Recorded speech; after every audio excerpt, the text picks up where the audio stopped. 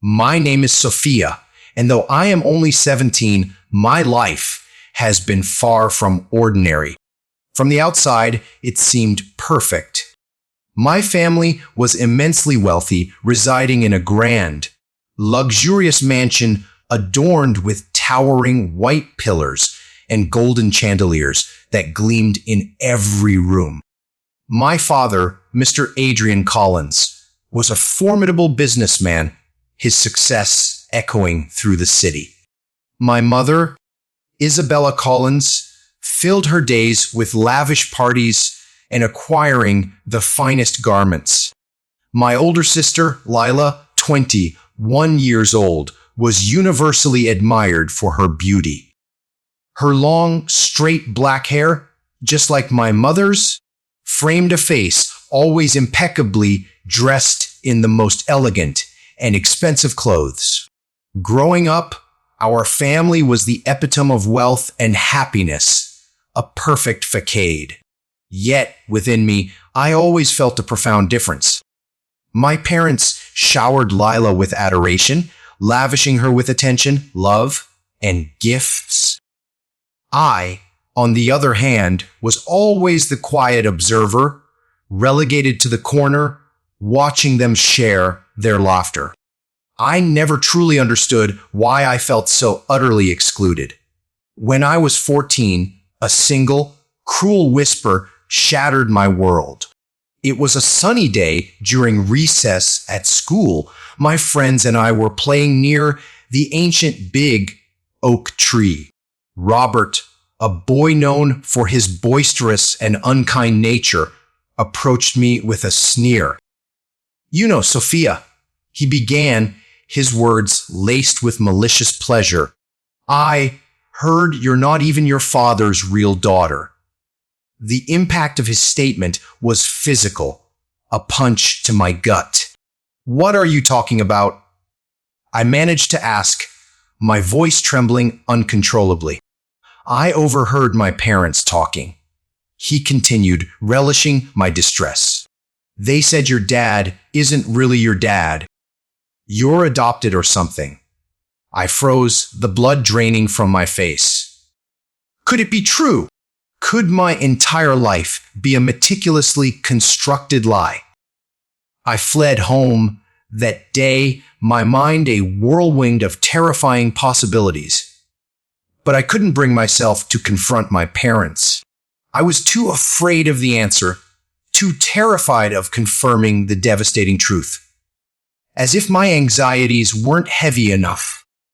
A year later, on my 15th birthday, my mother delivered another crushing blow.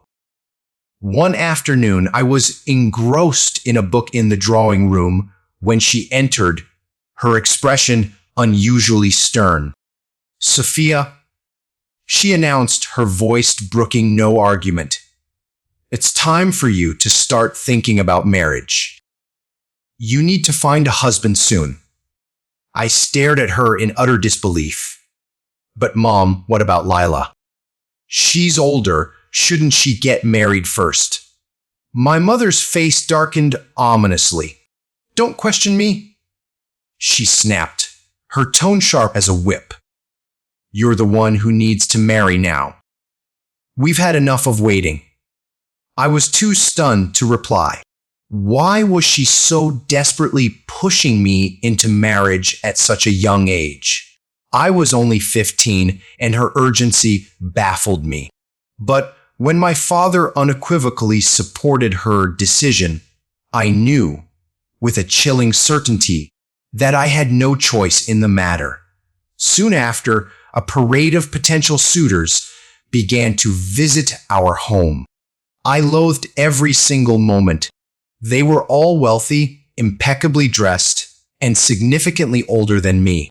Each time one arrived, my parents would meticulously dress me in elaborate, fancy clothes, parading me as if I were nothing more than a doll to be displayed. One by one, they came to inspect me. I remained mostly silent, unwilling, and unable to engage. I could not fathom spending my life with any of these strangers. They were all fundamentally wrong for me. Some were in their 30s, others even older, but none of them showed the slightest interest in who I was as a person. Their sole concern was my family's considerable wealth. I felt utterly trapped, a bird in a gilded cage. My parents relentlessly reminded me that this was my duty, my responsibility. But I was not ready. I still felt like a child. With each passing day, my dreams of a free, happy life seemed to wither and slip further from my grasp.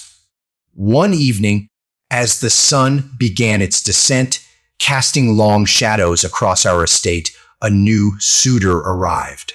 His name was Mr. George Atwood, a man of 40, tall and immensely rich. His presence immediately put me on edge. There was a predatory quality in the way he looked at me, a possessiveness that made my skin crawl. He saw me not as a person, but as an object to be acquired. "I want to marry your daughter," Mr. Atwood declared boldly to my father as we sat in the opulent dining room. The air grew heavy, and my heart began to pound a frantic rhythm against my ribs. I saw the undeniable approval in my father's eyes. This man was precisely the wealthy, influential husband they envisioned for me. "But I'm only 15, I whispered, my voice barely a tremor. My mother glared at me, her expression unyielding. "You will marry him," she stated firmly. "He can provide for you. This is what's best for you." I felt as though I couldn't breathe. I wanted to scream, to run, to disappear, but I knew with a suffocating certainty that I had no choice. My family was forcing me into a life I desperately did not want, yet I was too terrified to fight back. For days, I wrestled with my grim fate. The wedding preparations commenced almost immediately, a flurry of activity that my mother reveled in. Even my father seemed content. But for me, it felt as though my life was being systematically dismantled, piece by agonizing piece. Then something entirely unexpected occurred. One night, barely a week before the scheduled wedding, Mr. Atwood abruptly called off the engagement. A terse letter arrived, stating only that he had changed his mind. My parents were incandescent with fury, but deep within me, a strange, profound sense of relief washed over me. I had no idea why he had backed out, and in that moment, I truly didn't care. All I knew was that I had been granted a miraculous second chance. Yet I understood this was merely a reprieve. My parents remained unyielding in their determination to marry me off. And I knew the relentless pressure would soon return. As I sat alone in my room, contemplating a future that seemed bleak, Robert's cruel words from years ago reverberated in my mind. "You're not your father's real daughter." Could it truly be possible? I decided I could no longer endure the gnawing uncertainty. I had to know the truth. One night, while my parents were out, I cautiously made my way to the family library, searching through old documents. And there, tucked away, I found a birth certificate. But it wasn't mine. It was for a baby girl named Evelyn. The name was unfamiliar, yet the date of birth perfectly matched my own. I stared at the document, my hands trembling uncontrollably. Was I truly adopted? I desperately needed answers, but I had no idea where to even begin. All I knew was that my entire existence was built upon a foundation of secrets, and I was now fiercely determined to uncover every single one of them.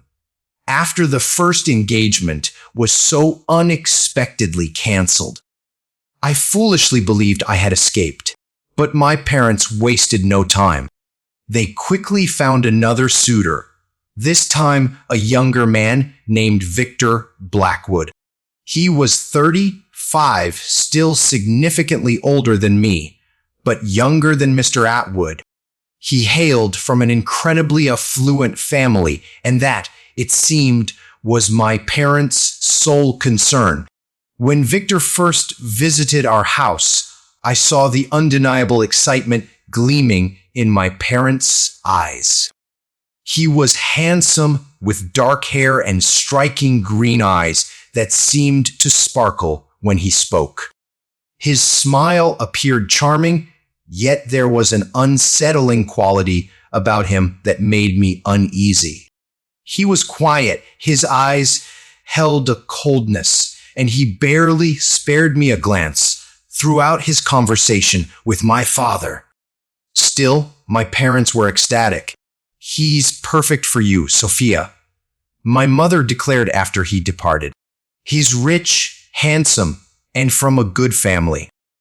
You'll have everything you want." Everything I want, I thought bitterly to myself. But what I wanted was utterly irrelevant. My parents had already made up their minds. The wedding was arranged with alarming speed, and once again, I found myself inescapably trapped. The day of the wedding dawned, a day I had dreaded. As I stood before the mirror in my exquisite white dress, I felt as though I was floating through a waking nightmare. My hair was styled perfectly, and the diamond necklace my mother had bestowed upon me glittered against my skin. Everyone assured me I looked beautiful, yet I barely recognized the stranger staring back from the reflection. As I walked down the aisle, my gaze sought out my parents. They smiled, but there were no tears in their eyes, none of the proud emotion I had always imagined at happy weddings. Their happiness felt less about me and more about finally being rid of me. When the ceremony concluded and I was officially Mrs. Blackwood, I turned to my family to say goodbye. My mother offered a swift hug, my father a firm handshake, and Lila barely afforded me a glance. No one cried, no one seemed saddened by my departure. But I was. I fought back the tears as I climbed into the car beside Victor. As the vehicle pulled away, I cast a final glance at the house, my childhood home, the place where I had spent so many years, feeling utterly alone. Now, I was leaving it behind for good. Victor's house, or rather his sprawling mansion, was colossal. As we approached the towering iron gates that encircled the property, my eyes widened in awe. Beyond them lay a breathtaking garden, a symphony of fountains, ancient trees, and perfectly manicured lawns. The mansion itself was a vision from a fairy tale, with its grand architecture, stone walls draped in ivy, tall, elegant windows, and imposing front doors crafted from heavy oak. "Wow," I whispered under my breath as we stepped out of the car. "You'll get used to it," Victor stated flatly, not even bothering to look at me. Inside, the house was equally stunning. Marble floors gleamed, and magnificent chandeliers hung from the ceilings of every room. The furniture exuded luxury, plush leather couches, polished wooden tables, and exquisite paintings adorning the walls. It felt as though I had stepped into a palace. Initially, a strange flicker of happiness ignited within me. Perhaps things would be all right. Perhaps I could truly build a life here. The mansion was undeniably beautiful, and I had everything one could possibly desire. But something felt profoundly wrong. Victor was not behaving like a new husband. He was distant, cold, and didn't even offer a smile as we toured the house that first night. I had expected we would share a room like most married couples. But after dinner, Victor informed me, "You'll be sleeping in the room down the hall. I'll be in my own room." "Why?" I asked, confused and hurt. "Aren't we married? Shouldn't we?" He cut me off sharply. "I'm tired, Sophia. We'll talk later." And that was the end of it. He walked away, leaving me standing there, bewildered and wounded. For the next few days, nothing improved. Victor spent most of his time away from the mansion, attending meetings or traveling for business. When he was home, he remained withdrawn, often locking himself in his study or disappearing into his room at night. I tried repeatedly to talk to him, to genuinely get to know my husband, but he always pushed me away. "I'm busy," he would say, later, but later never arrived. One night I lay sleepless in bed, a gnawing unease settling in my stomach. Something was profoundly wrong. I had been in his house for almost 2 weeks, and Victor had shown absolutely no interest in me. We barely spoke, and he never once touched me. It felt as though I was merely a guest in his opulent home, certainly not his wife. Curiosity, a dangerous, desperate need for answers, finally overwhelmed me. Why was he avoiding me? Why was he so incredibly distant? That night, as the clock struck midnight, I made a decision. I slipped out of bed and quietly made my way down the hall to Victor's room. The door was slightly ajar, a dim sliver of light spilling into the dark hallway.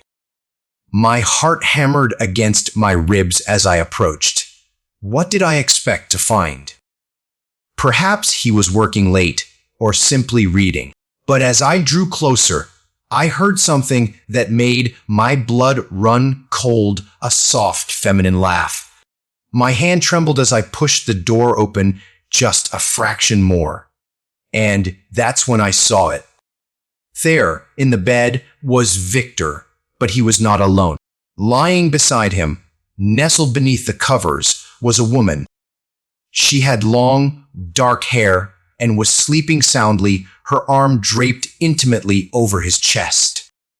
I felt as though the floor had vanished beneath me. My legs weakened, and I had to lean heavily against the wall to prevent myself from collapsing. How could this be happening? I was his wife, yet here he was, in bed with another woman. I wanted to scream, to storm into the room and demand an explanation.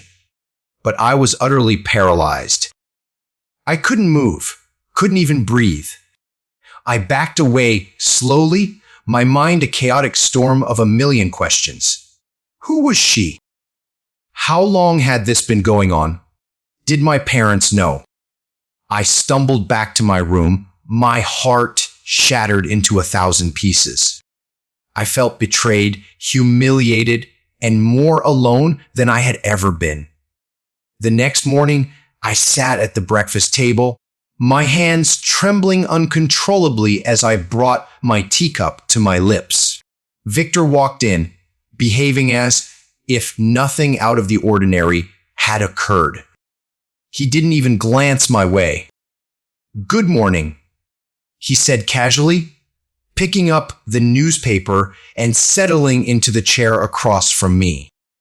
I yearned to confront him, to scream my rage and hurt, but the words caught in my throat. I could only stare, my mind replaying the horrifying image of him with that woman over and over again. Eyes, something wrong? He finally asked, looking up at me, his expression devoid of genuine concern. I opened my mouth to speak, but no sound emerged. How could he act so utterly normal after what I had witnessed? How could he pretend that everything was perfectly fine? It was then that I knew my life had irrevocably descended into a nightmare. I was trapped in this opulent house, in this hollow marriage, with a man who did not love me and who was harboring dark, insidious secrets. The tension in the air was thick and suffocating as I attempted to focus on my breakfast.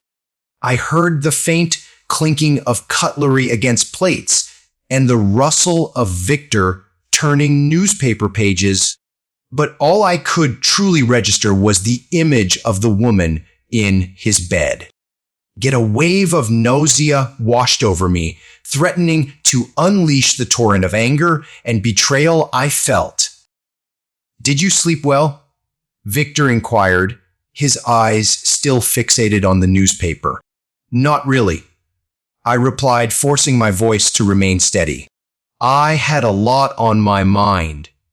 He looked up, his brow slightly furrowed, but he didn't press further. Instead, he returned to his reading, and I felt like an invisible ghost sitting silently at the table. After breakfast, I sought refuge in the garden, desperate for fresh air and space to untangle my thoughts.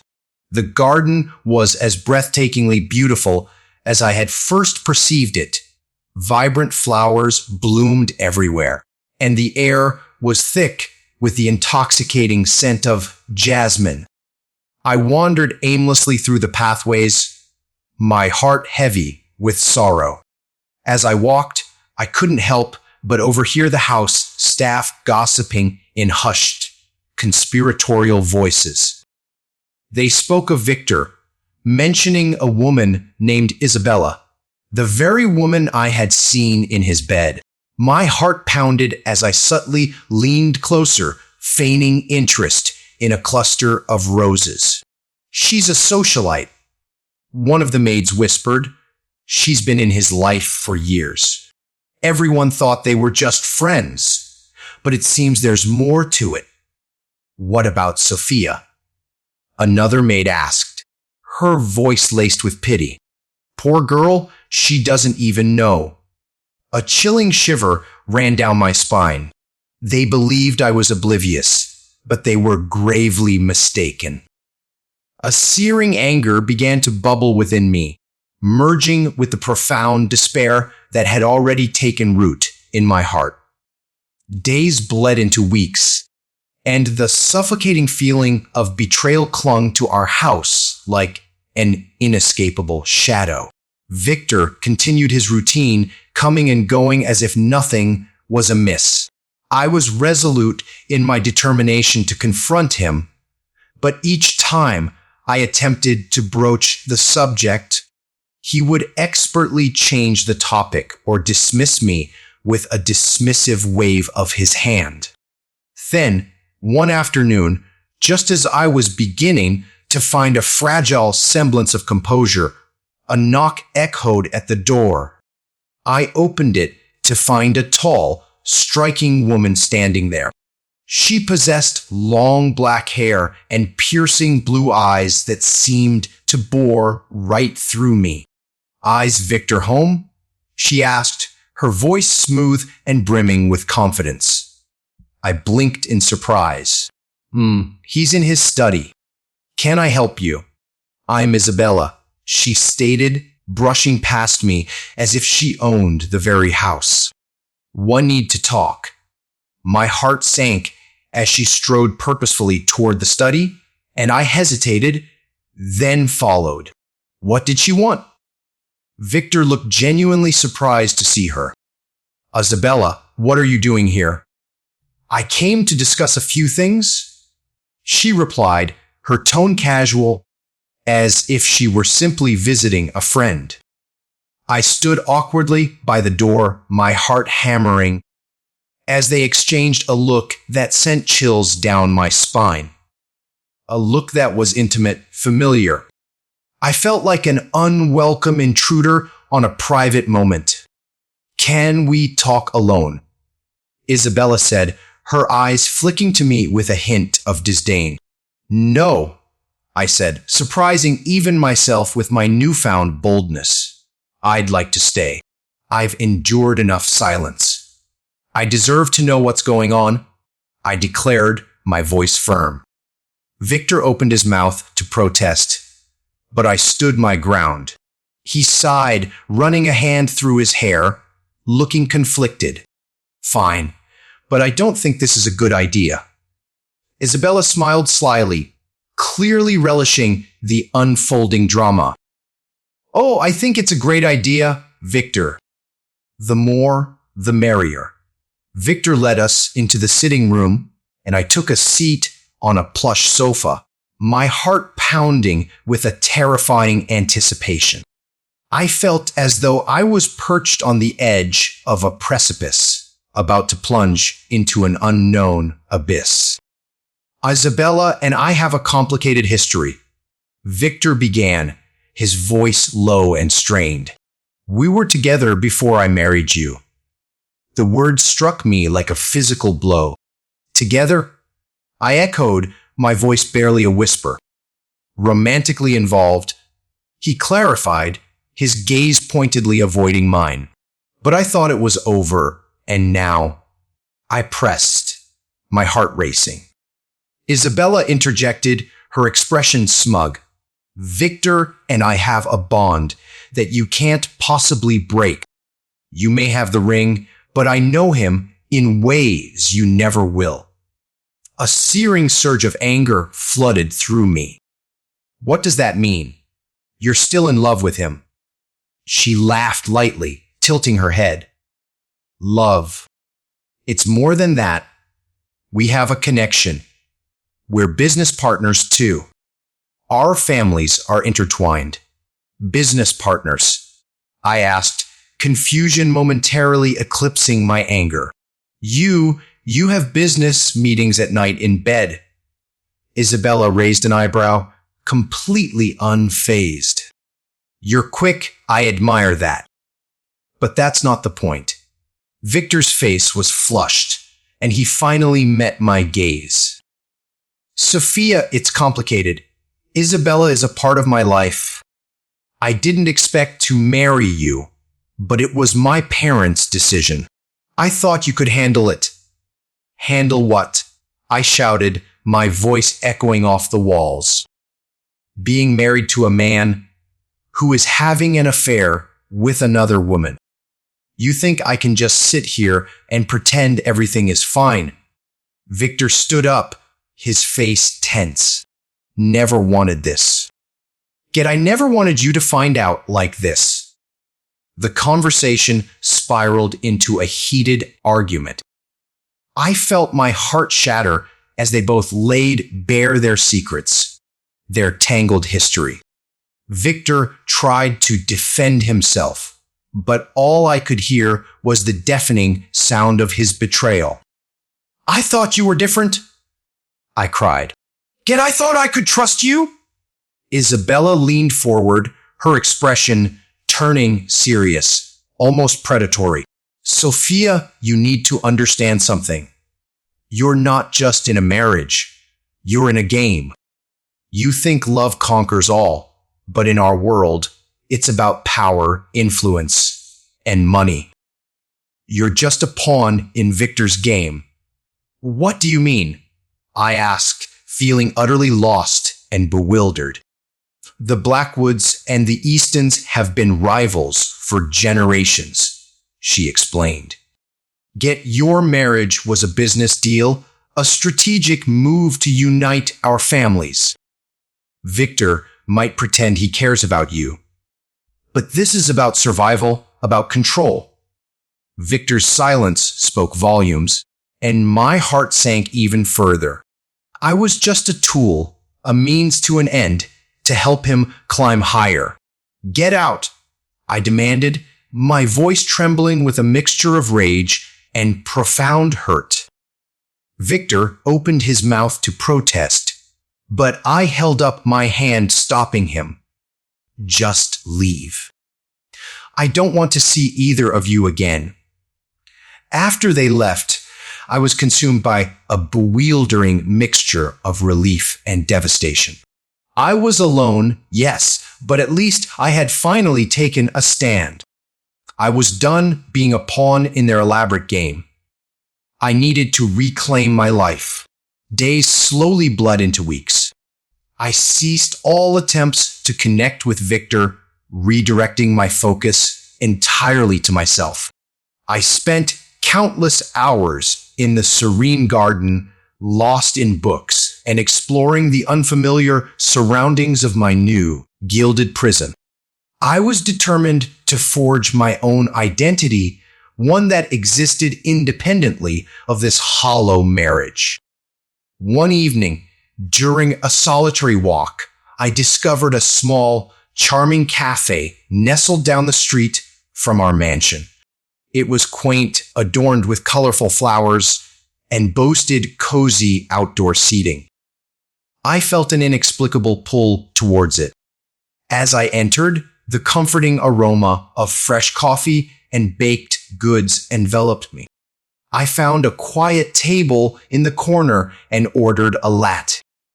While I waited, I noticed a young man sitting alone at the next table, sketching intently in a notebook. He caught my eye, and I offered a shy smile. He returned it, and something in his warm gaze immediately put me at ease. "Are you an artist?"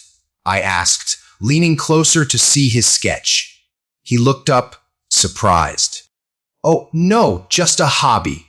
I'm actually a writer. I come here for inspiration." "A writer?" I asked, intrigued. "What do you write about?" "Life, love, and everything in between." He replied, his eyes sparkling with enthusiasm. "I'm actually working on a novel." As we talked, a genuine connection began to form between us. His name was Daniel, and he possessed a gentle spirit that made me feel truly understood. Over the next few weeks, I found myself returning to the cafe more often, always looking forward to our conversations. He encouraged me to express my feelings and to write about my experiences, a notion I had never before considered. "You should write your own story, Sophia," he said one day, his eyes shining with excitement. "You have so much to say." His encouragement ignited a spark within me. I began to keep a journal, pouring out my deepest thoughts and emotions onto the pages. It became my safe haven, a vital way to process my feelings and find clarity amidst the chaos of my life. As my friendship with Daniel deepened, I found immense solace in his company. He was kind, patient, and genuinely interested in me. With him, I could laugh and forget my troubles, even if only for a fleeting moment. But deep down, a persistent guilt gnawed at me. Was it wrong to find comfort in someone else when my marriage was still in such a precarious limbo? I knew Victor was still out there, and Isabella's presence continued to loom. After weeks of agonizing silence between Victor and me, I finally decided to confront him. I could no longer endure living in this suffocating limbo, feeling like a complete stranger in my own home. After spending the day with Daniel, I returned, feeling an unfamiliar surge of strength, ready to face whatever lay ahead. "Victor," I called out, my voice echoing unnaturally in the vastness of our mansion. He appeared in the living room, surprised to find me standing there, my arms resolutely crossed. "What do you want, Sophia?"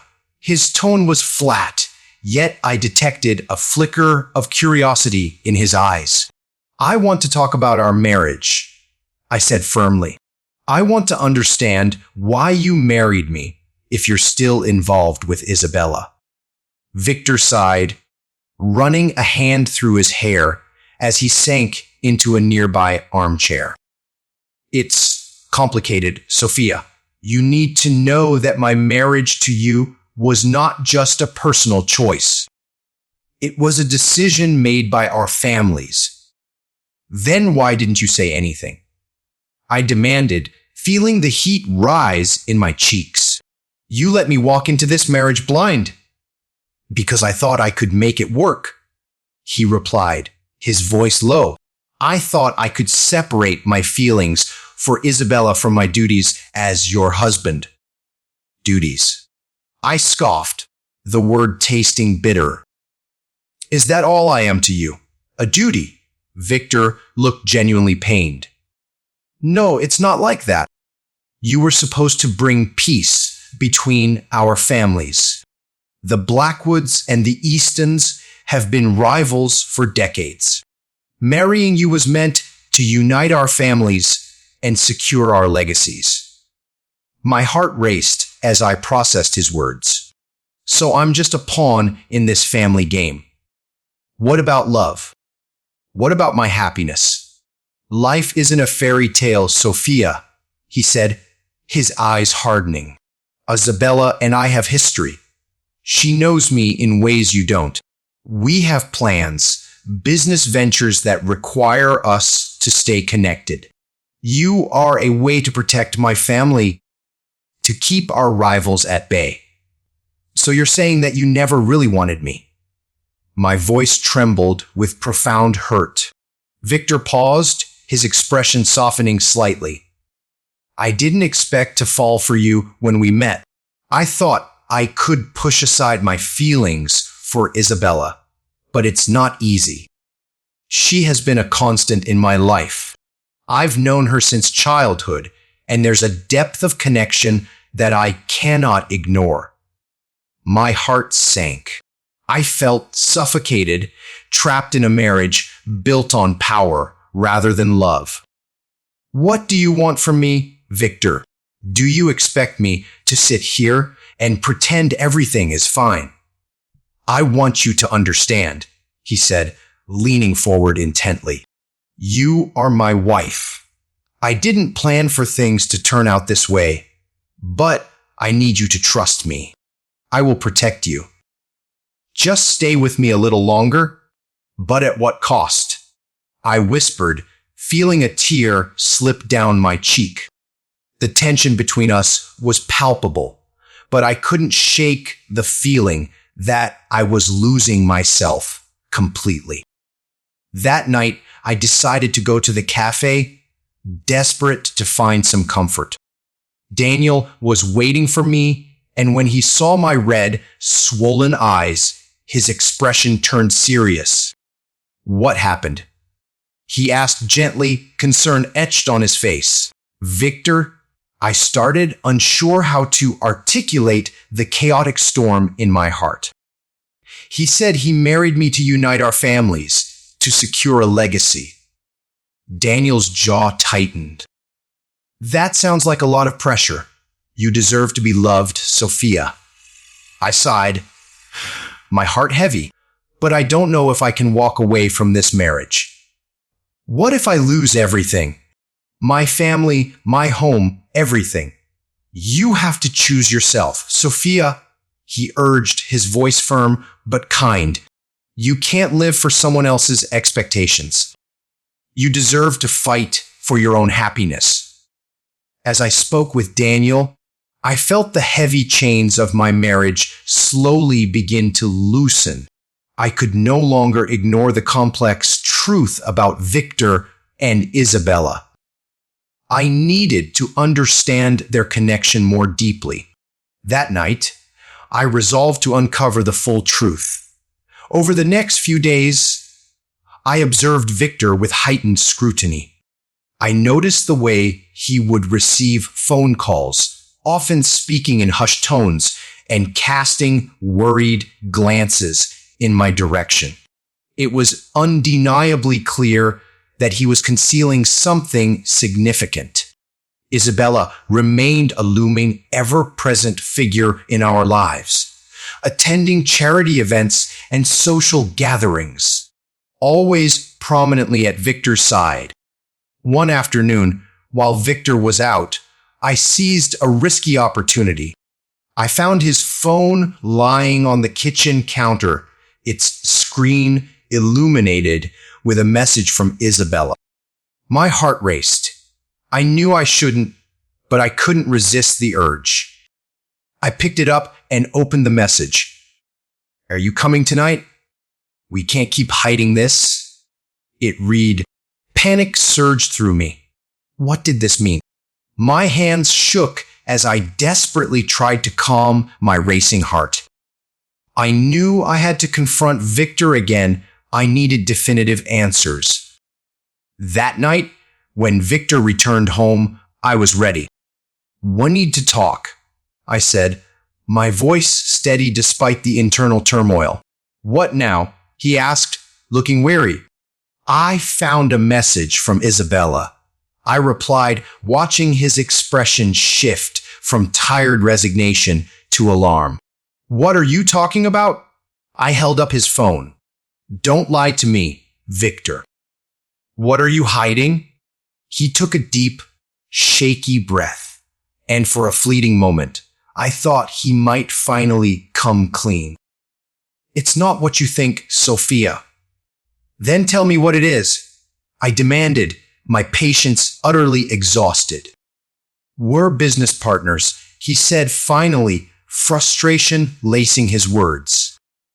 "Our families have interests that are intertwined. It's not just about us." I thought I could handle this. "And how long do you plan to keep lying?" I pressed, my voice rising. "You can't keep living like this." His silence spoke volumes, and I felt my heart shatter once more. "You're choosing her over me," I whispered, my voice cracking with pain. "I never chose anyone," he shouted, running a hand through his hair in exasperation. "I'm trying to balance everything." "You have to understand that." I stepped back, the crushing reality enveloping me. "I can't be part of this anymore. I deserve to know the truth, to be treated with respect, and to choose my own path." The weeks that followed were thick with unbearable tension. I retreated into myself, focusing intensely on my writing, pouring all my raw emotions into my journal. Each word was a release, a cathartic experience that slowly, painstakingly, began to rebuild my shattered confidence. But one evening, everything changed. I was at the cafe with Daniel, discussing my latest entries when my phone buzzed. It was a message from Victor. "We need to talk. It's urgent." My heart raced as I responded, agreeing to meet him at home. When I arrived, I found Victor waiting, his face etched with a grave seriousness. "What's going on?" I asked, a wave of anxiety coursing through me. "I received some troubling news," he began, his voice low and strained. "Isabella is threatening to expose our family secrets unless I end our marriage." My stomach twisted into a knot. "What does that mean?" "It means she's trying to manipulate me to gain power over me," he confessed, running a hand through his hair. I thought I could keep her in check, but she's becoming more dangerous. Dangerous how? I felt a chilling sense of foreboding. She's connected to some powerful people, and they want to use our family to gain influence. He explained. "If I don't comply, it could ruin everything we've built." My heart raced at the thought of Isabella's true, sinister motives. "So what do you plan to do?" "I need your help," he said, desperation evident in his eyes. "We can't let her win. If we stand together, we can fight this." After a moment of stunned silence, I nodded, finally grasping the gravity of the situation. "Fine," I said, my voice firm. "But this doesn't change how I feel about our marriage, Victor." You need to prove to me that you can be trusted. He nodded, a flicker of hope sparking in his eyes. I'll do whatever it takes. I'll cut all ties with Isabella. I'll fight for us. As we began to meticulously devise a plan to confront Isabella, I felt an exhilarating new sense of purpose ignite within me. We were no longer merely husband and wife. We were partners, united in a battle against a common enemy. Days transformed into a flurry of strategizing and intense preparation for the impending confrontation. Working alongside Victor, I began to discover new, unexpected facets of his character. I witnessed his fierce determination, the fire in his eyes that, against all odds, ignited a fragile hope within me. The night of the showdown finally arrived. Victor and I agreed to meet Isabella at a lavish restaurant, a public venue where we could confront her without fear of manipulation. The atmosphere was incredibly tense, the air charged with anticipation. When Isabella arrived, she exuded an almost arrogant confidence. Dressed in a stunning red gown that accentuated her every curve. She sauntered over, a smirk playing on her lips. "Victor, darling," she purred, "I was wondering when you'd show up." I clenched my fists at my sides, resolute in my determination not to betray any weakness. "Isabella, we need to talk," Victor said, his voice firm as he faced her. Isabella raised an eyebrow, clearly amused. "Oh, about what?" "Your little wife." She glanced at me with a disdainful smirk. "Does she know you still have feelings for me?" "Enough of this," I interjected, my heart racing. "We both know that you are using him to gain power and control. Your threats won't work anymore." Her smirk vanished, and I could see the anger beginning to bubble beneath her polished surface. "You think you can just walk in here and threaten me? This isn't over, Sophia. I have connections you can't even begin to understand." "Perhaps," Victor said, stepping closer to me, a subtle gesture of solidarity. "But I will no longer let you control my life or my marriage. This ends tonight." The tension in the air was electric as Isabella took a hesitant step back, her confidence visibly wavering. "You think you can just cut me off? You have no idea what I'm capable of. I'm done living in fear of you," he declared, his voice strong and unwavering. "We have the evidence to expose your schemes. If you dare to threaten us again, we will go public with everything." I felt a powerful surge of strength at his words. This was the man I had hoped he could be, the man I was, against all odds, falling in love with. As the weight of his promise settled in the air, I noticed Isabella's expression shift, her bravado beginning to crack. "You wouldn't dare," she spat, her voice laced with venom. "Try me," Victor replied, his eyes steady and resolute. The air was thick with tension as we awaited Isabella's reaction. For a moment, it felt as though the entire world had paused. Finally, her facade crumbled, and I saw the raw fear flicker in her eyes. "Fine," she said, her voice cold and defeated. "You may think you've won, but this isn't over. I will find a way to regain control." Victor held his ground, and I stepped forward, my voice clear and strong. "You're right, it's not over.